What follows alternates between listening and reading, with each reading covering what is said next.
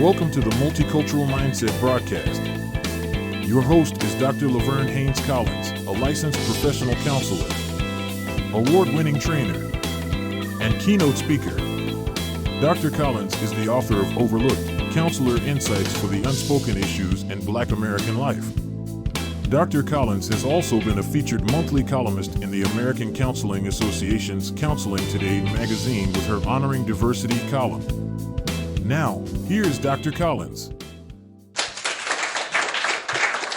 Hello, and welcome back to another episode of the Multicultural Mindset. Listen, today's topic is so important because as helpers, sometimes we find ourselves in a position of needing to engage in advocacy. That's a part of our ethical commitment. But sometimes our personal values may not necessarily totally align with the cause that we must advocate for on behalf of those we serve. And that can create a little bit of stress, but at the same time, we know that advocacy is some of our sacred work. So, to help us sort through some of those things today is my good friend and my colleague, Dr. Monique Barber. Dr. Barber is a licensed professional counselor. She serves as the founder, director, and lead clinician at Ever Forward Counseling and Neurofeedback in Boise, Idaho. That right there is impressive. But she is committed to advocacy. She has earned her doctoral degree, and when she did her PhD work in counselor education and supervision, she did her dissertation on the lived experiences of Christians of color in advocacy work within the counseling profession. And that's a topic that has informed her clinical, her academic, her policy leadership. And I'm just pleased to introduce Dr. Monique Barber today and say, welcome, Dr. Barber, to the Multicultural Mindset. Thank you, Dr. Collins.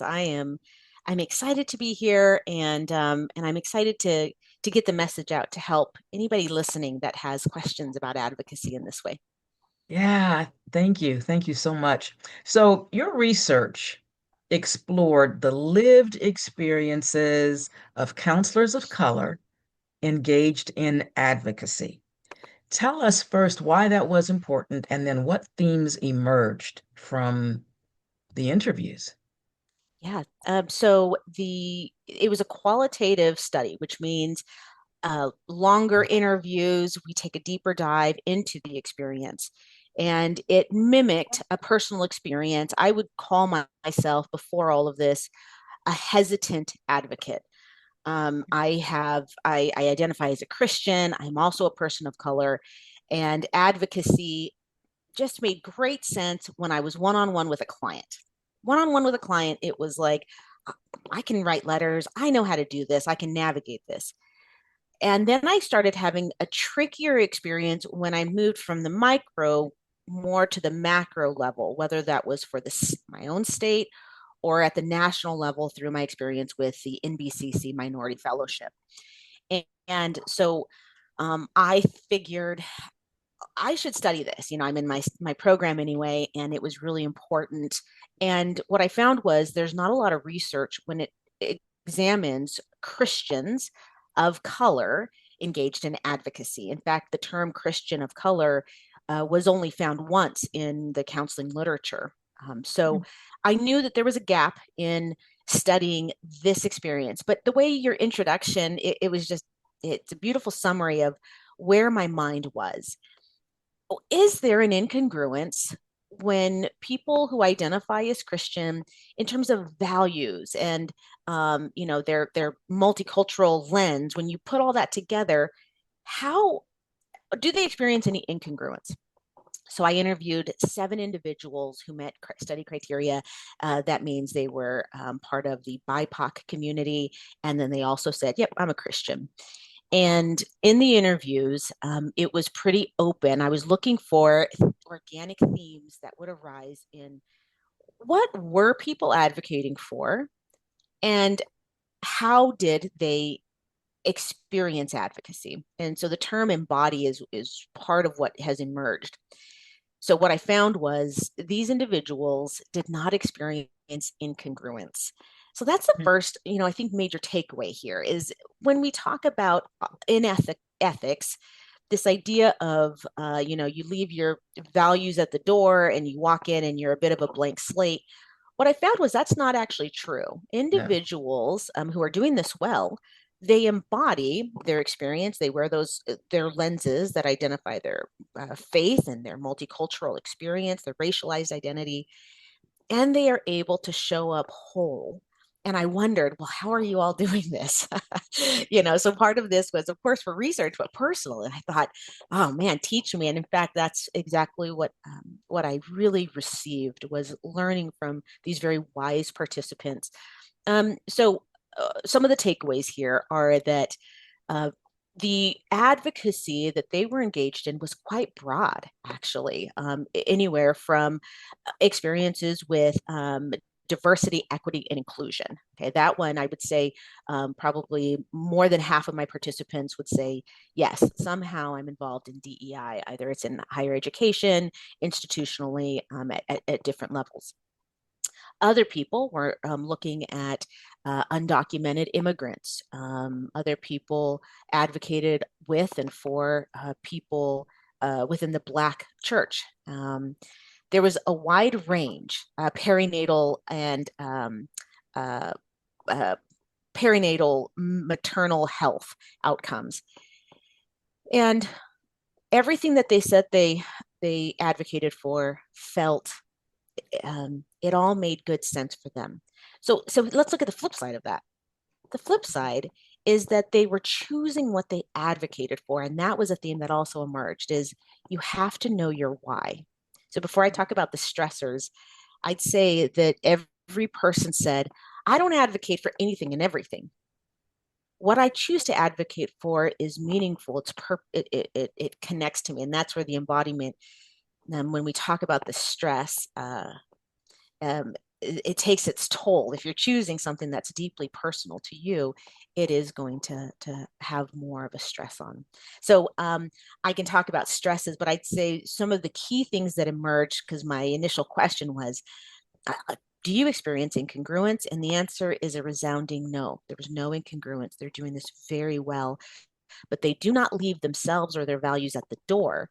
They're just able to sit with a person. So at the micro level, they're able to recognize this is a person who's suffering. And in fact, because they draw on Christian underpinnings, they're able to see that the work they do relates to Jesus. And they were able to say that really well throughout my interviews. That was a lot there, Dr. Collins, but that's No, probably some of the first takeaways. That's a wealthy answer right there. Because what I think I hear you saying is that people aren't struggling to advocate for things that require advocacy because they are already advocating for the things that are important to them.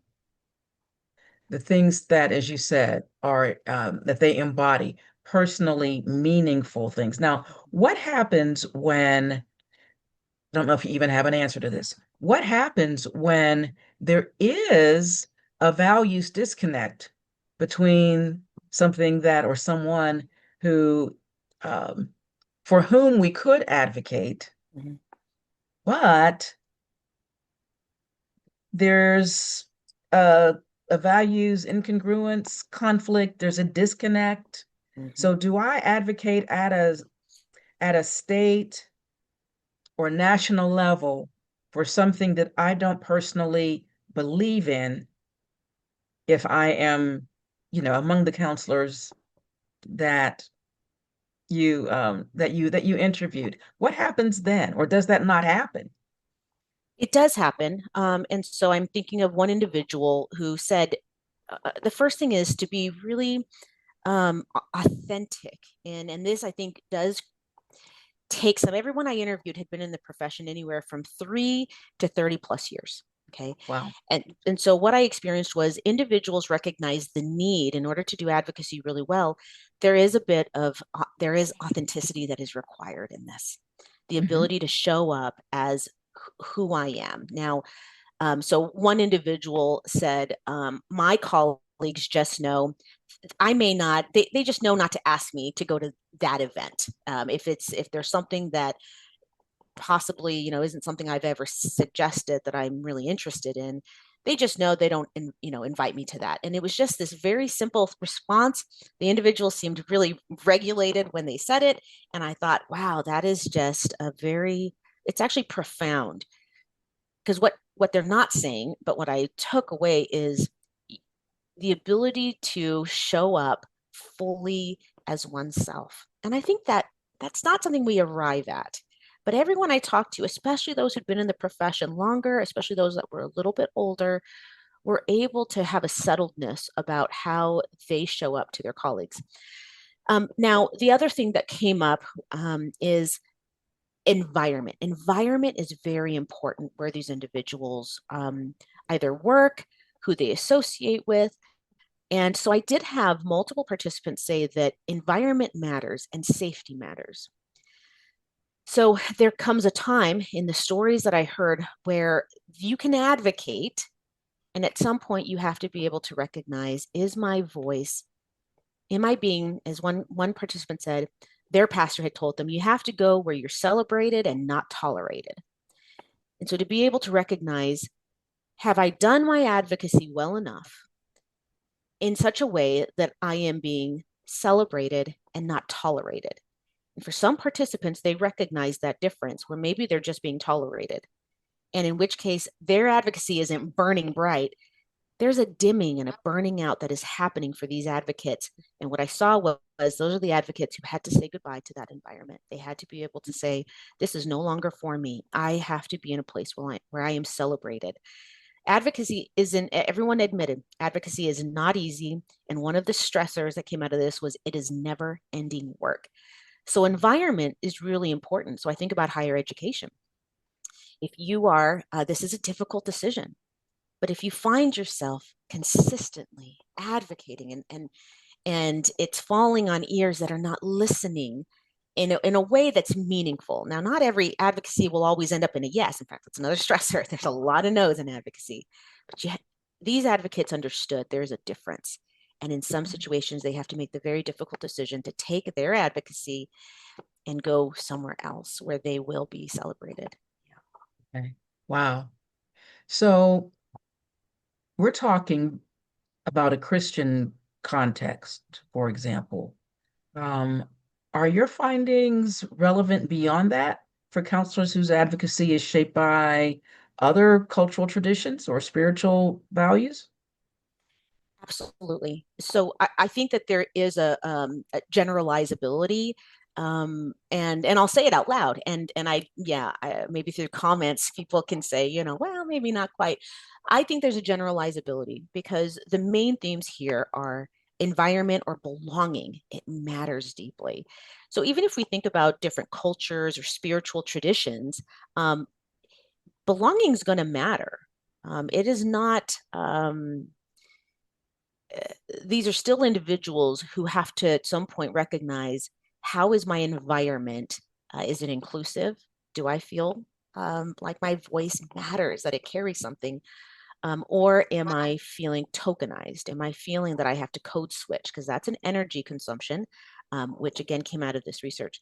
The other one, so belonging, stressors. I do believe that the main themes that emerged, again, because these individuals, it was congruent with their faith. The stressors were not related to their Christian identity. The stressors included lack of perspective taking. The people that they were advocating, or the people in power, they recognize there is a lack of perspective taking. So I believe that's generalizable. I believe that that is going to happen in many different cultures, traditions, political realms. There's a lack of funding. There's no's abound. And so one individual, their mentor had told them, you're going to hear a lot of no's before you get that yes. And I think that that is definitely something that crosses through traditions. And then finally, the ability, let's see here, belonging, mentorship. Almost everybody I spoke with said that they have limited access to a mentor if they even have one. I had multiple people say they do not have a mentor who shares their traditions. Now, whether that's their racialized identity, their faith identity, or both, many of them said, I either have limited access because they're so busy and there's so few of them, or I've never had one. And so I do believe that the findings are generalizable for all advocates who are engaged in advocacy within the counseling profession. Mm-hmm. Yeah, excellent. You bring up mentoring, and there is such a need for that. I hope maybe you'll do something with that in response to that need. Or have you thought about anything like that? I have, yeah. So I'm a beneficiary of the NBCC Minority Fellowship Program at both the master's and the doctoral level. And that was my first experience putting a name to what that was. And so everybody who's a fellow receives a mentor, and you get them for 4 sessions. And and I was blessed with 2 amazing mentors at both levels. And in going through this research and being able to find that one of the things that's really missing but valuable, because it also comes back to a church fellowship. Some individuals said within the Black church, it used to be called, the church mothers, the people who carried the wisdom. And one of the participants said, we've lost that. We undervalued their voices. And in undervaluing their voices, we we forgot that a mentor or that person with the wisdom is valuable. And I think we've done the same thing with the counseling profession. So what have I done? As I was wrapping up my dissertation, it occurred to me also with, I guess I have to talk about at the federal level, when all of this was happening, at the federal level, a resolution was passed banning DEI within federal programs. This impacted NBCC's fellowship, and ultimately their conference. It was canceled very last minute. And there was this collective mourning among me and the other fellows. And the advocate within me said, well, this isn't right. However, I don't have, the capacity to go to the national level, but what can I do locally? And what I thought was mentorship. If there was one thing, I don't have money to give to everybody, and that's one of the great benefits of the fellowship, but mentorship. So what I've created within my own practice is a fellowship, and that's what I'm calling it. It's a postgraduate fellowship with intense mentoring, this ability where I'm not calling it supervision. So they don't get to count it as supervision. It truly is, where are you using your voice? Where do you need me to come alongside you and help you with what you're doing? A place for healing, a place for advice, or pouring into. So that's what I'm doing locally within my own practice. That feels really good to me. Excellent. Yeah. Excellent. Excellent. I love that. I love that. Well, we all know we're watching the news and we realize how tense things are in many cities, Los Angeles and Detroit and other major metropolitan areas. What does it mean for clinicians of color to continue showing up whole for themselves and for the people they serve in their practice communities with all of this unrest right now? Mhm. What's it mean? So I think it's complicated because let me sort of identify at least 2 groups. Okay, you have individuals who are in the communities where unrest is happening. And so we have Yes. to acknowledge that the impact that they experience with the population that is suffering there, and I'm going to Hmm. include advocates in that. Again, our lights, candles can burn real bright, but also because of all those stressors I mentioned earlier, there's a dimming, there's just this collective weight that's Hmm. happening. And so I believe that counselors who are actually part of these communities, there's a compounded stress that's happening with them. Now, in these other communities, I would say we are somewhat bystanders. This where possibly we're reading it, maybe it's connected through social media, but there's some separation to it.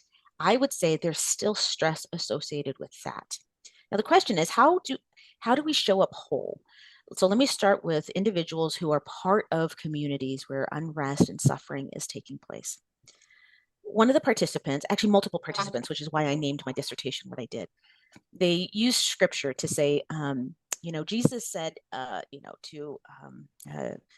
he said, love your neighbor as yourself. This was a second commandment that he said it is just equally as important as, the first commandment. Love your neighbor as yourself. And what they actually dissected this in a way that I had never considered, in that we think about love your neighbor, and that is such an advocate's heart right there. Love your neighbor. We want to try to make sure we uplift and nourish.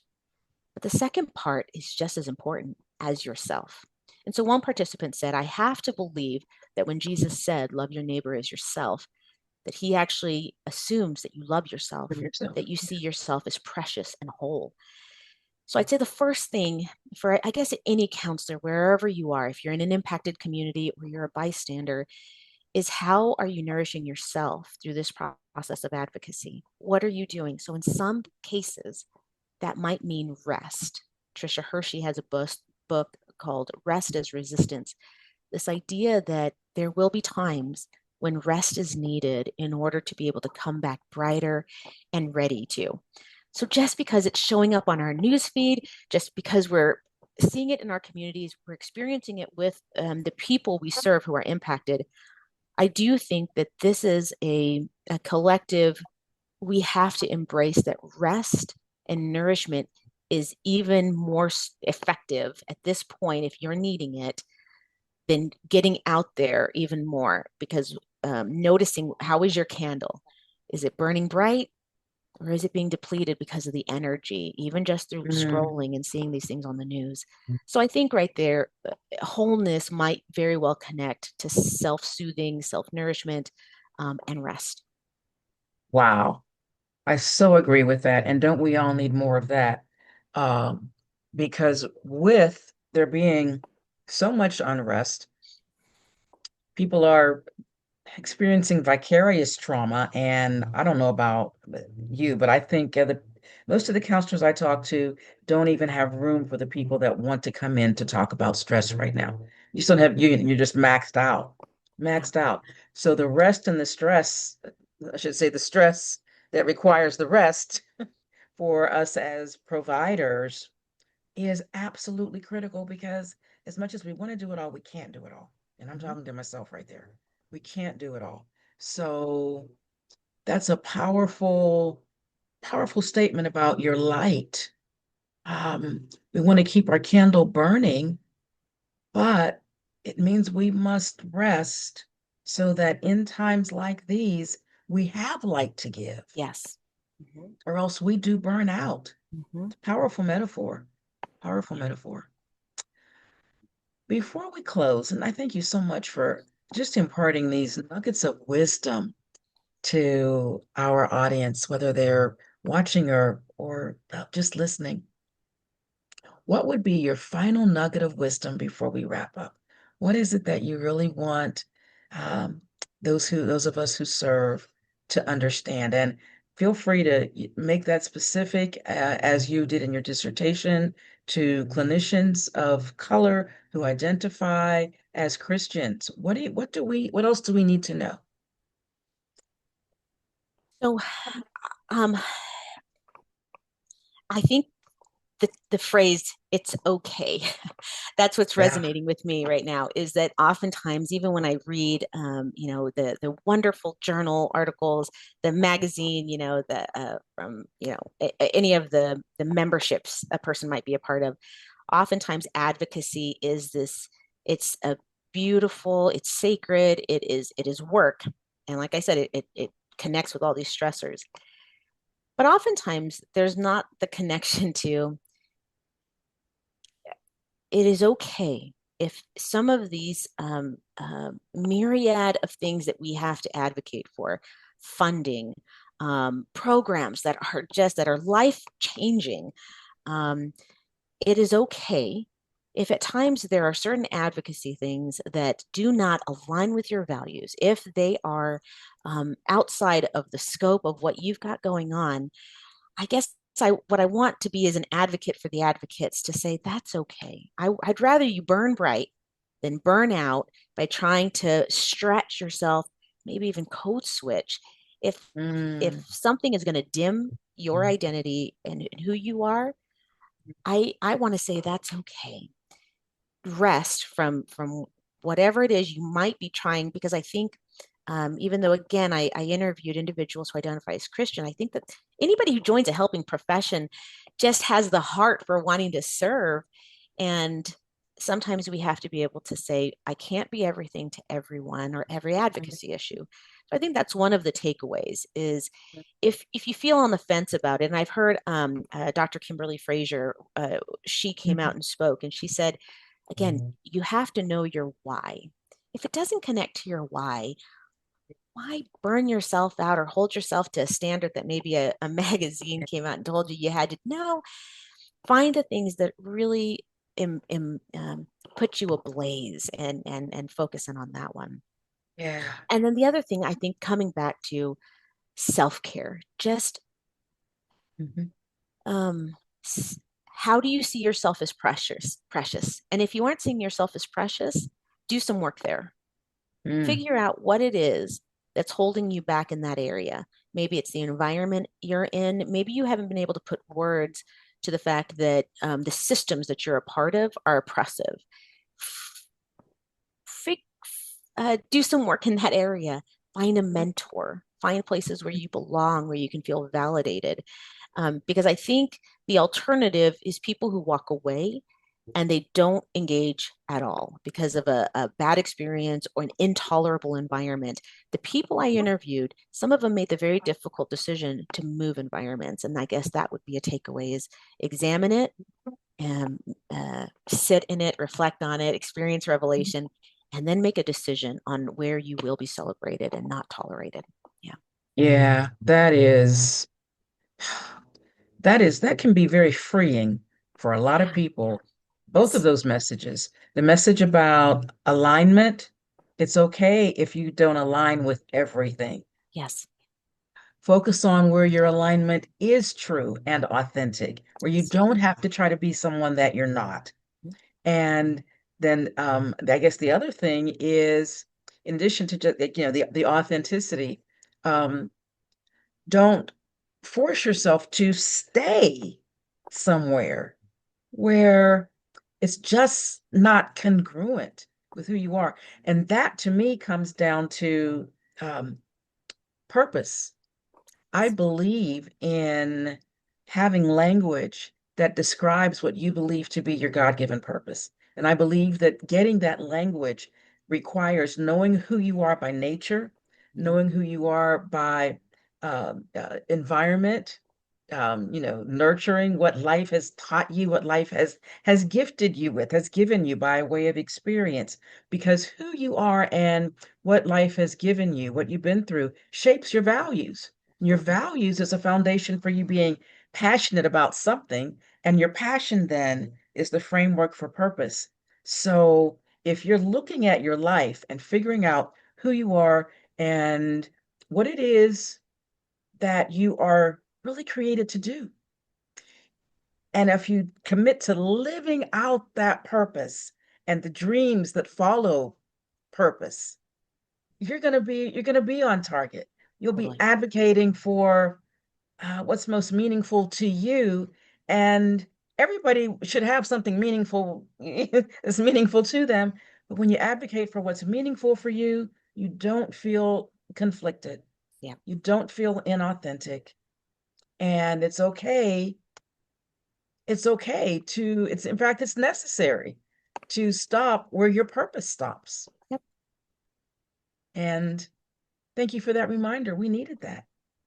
We needed that. Good. Some people are struggling with, wait, is this congruent with me? And it doesn't mean you don't love your neighbor. If there's something that you feel it would be inconsistent, and I even find this too, and I'll close with this. Sometimes professional organizations even have ethical codes that are in conflict almost with one another. Yeah. You can be a member of a particular, say, faith-based the counseling association and your more general counseling associations, and sometimes the ethics codes there Yep. don't fit, and you have to make some choices there too. But isn't that what we help the members of our practice communities do? Figure out their choices. Yep.